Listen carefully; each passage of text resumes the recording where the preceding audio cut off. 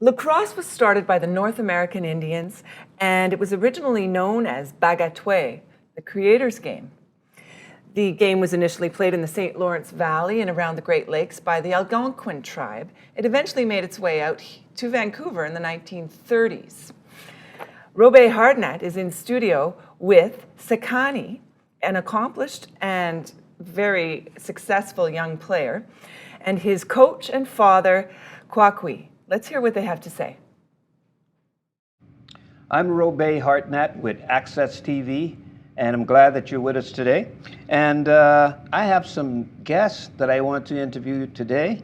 I have with me Kwakwee and Sekwanee. Sekwanee, yeah. And we was going to have your brother here, but he's not here with us. But we're going to talk about what you guys have been doing. You are quite the stars in the world of lacrosse, yeah. And I'm glad to know about that. Both of you are right-handed forwards for the Sekwanee Nation of North Shore Indian lacrosse team. Yeah. Is that correct? Yeah. And you specifically is at the top 5 intermediate A midget league. Wow. Yeah. That's quite an accomplishment. Thank you. And you were Team BC All-Star for 2010 Yeah. and 2015. Yeah. And you're a favorite to go first overall in the junior A.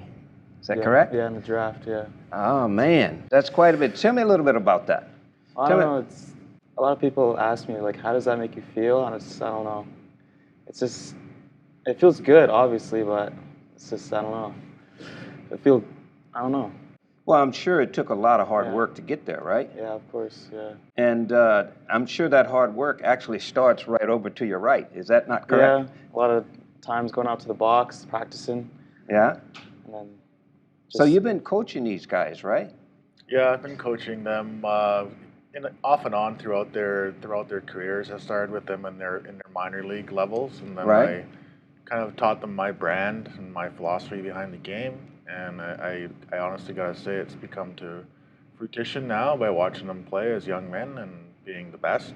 Right. And, Well, there's a lot of family history in this, Yeah, right? there's a lot Let's of talk about knowledge.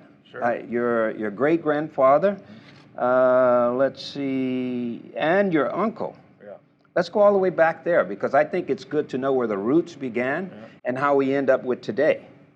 Well, it all started back in the 1930s where the North Shore Indians was formed here along with the Vancouver firefighters and the New Westminster policemen. And they used to play at the Peony Gardens. But back then, they used to recruit players from the Six Nations and the Iroquois Confederacy leagues. And since then, that tradition has kept going for the last 4 generations. So we always swap players. Right. So my grandfather coached the team. My dad coached the team. My uncle Wayne Baker was a big influence in my career as a mentor and as a coach himself. And that's kind of just slowly transcended down to my boys and the same kind of tradition and philosophy. We kept it going, and Right. we're trying to keep it going again for their generation and people below them as well. One of the things I found interesting was your grandfather, Dan Baker. That's correct, right? And I sort of laughed when I saw that. He ran the North Shore Indian lacrosse team, but he never played that much. In fact, he was always fishing. Yeah, that's true. That's kind of funny. Same with this guy. He's always fishing. Was that right? Yeah, I fish. Well, you know, it fell off the old tree, Yeah. right? Yeah. So with that being said, if he was always fishing, how did he know the sport? Well, he played a lot in his youth as well. I see. But to keep a lacrosse team going, it takes a lot of work financially and Right. just emotionally and spiritually, a big commitment. Right. And we used to fund our team through the Capital RV Park in the North Shore there, which you can see off the bridge there. We've done that. We ran that as a family business for a few generations, and that was a big driving force behind our team's success, and of course my grandfather's commitment.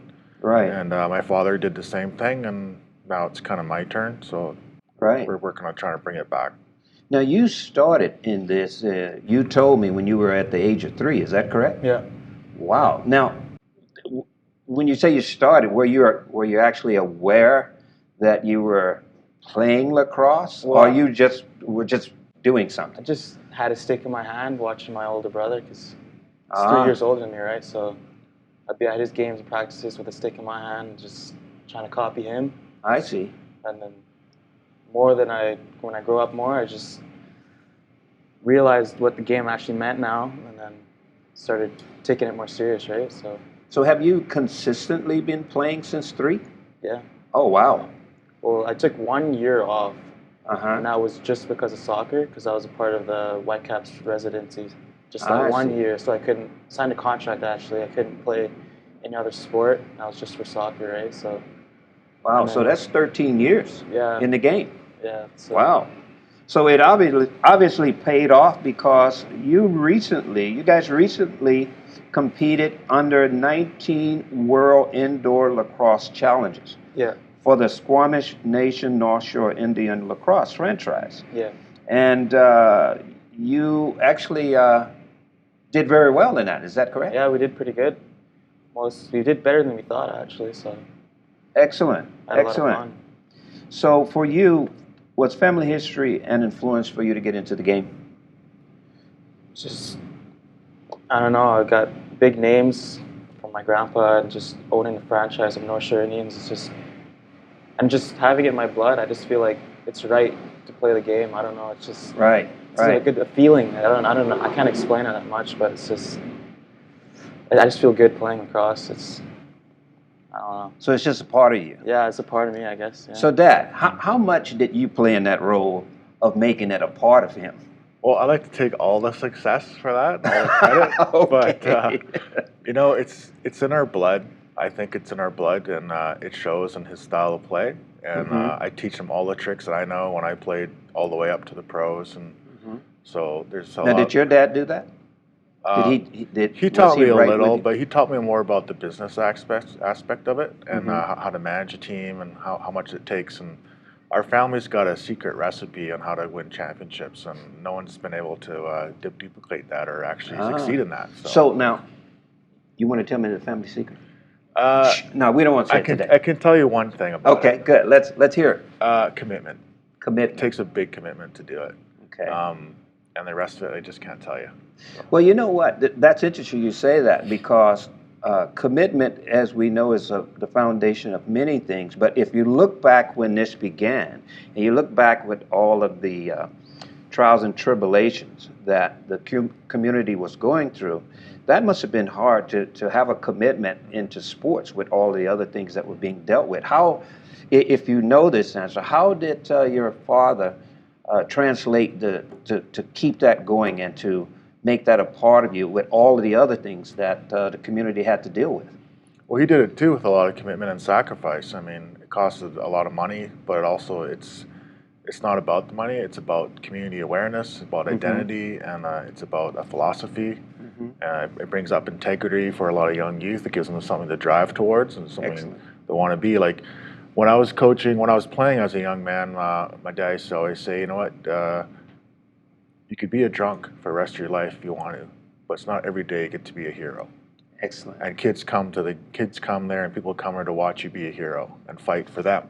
Yes. In a game, it gives us our identity and our voice through it. So, you know, that kind of sunk really hard into me as a young player, and I thought, you know, I want to bring those same values and those same commitments to my young sons here, and well, that's very get them good. to do it, right? So I'm gonna use that because I work with a lot of youth. I'm better gonna quote use me. that. Better quote me on that one. Yeah, I'm gonna quote you on that.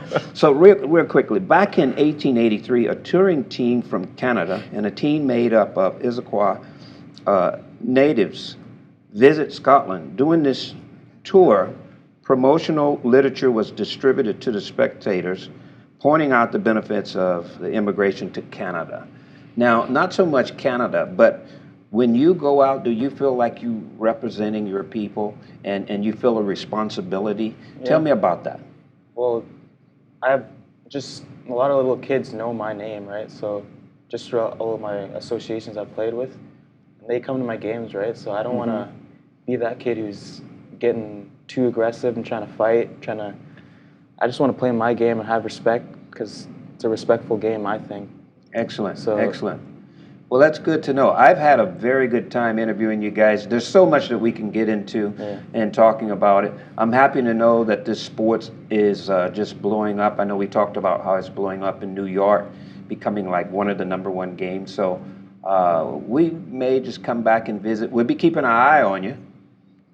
You got that, right? Yeah. I got my eye on you. Yeah. And so with that being said, I'm Robbe Hardnette with Access TV, and we hope you enjoy and learn something about the sport of lacrosse. Thank you.